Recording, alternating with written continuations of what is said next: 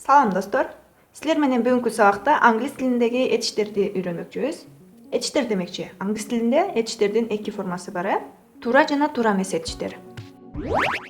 Туура этиштерге эң оңой аягына ийди мүчөсүн кошуп коебуз. Мисал үчүн, ал кандай болушу мүмкүн? Finish деген сөзү бул туура этиш болгондугу үчүн анын аягына ийди мүчөсүн кошсок, finish it, өткөн чакка айланып калды. Эми туура эмес этиштер менен ушундай эреже иштебей калат. Ошон үчүн туура эмес этиштерди жаттоо керек. Ошол туура эмес этиштерди жаттоонун эң оңой жолдорун мен силерге айтып берем.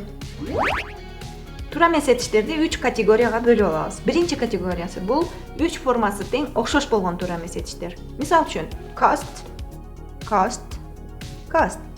Эч кандай өзгөрүү жок болот. Биринчи, экинчи, үчүнчү формасы баары тең бирдей формада. Бирдей жазылат, бирдей айтылат.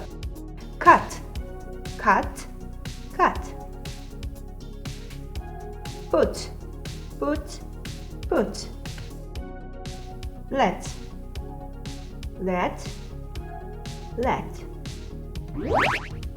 Туура эмес этиштердин экинчи категориясы бул экинчи жана үчүнчү формасы окшош болгон этиштер болот. Мисал үчүн, биринчи формасы lose, экинчи формасы lost, үчүнчү формасы дагы lost.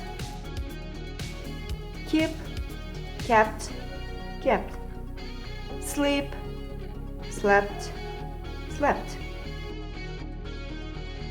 Tell, told, told. Pay, paid, paid.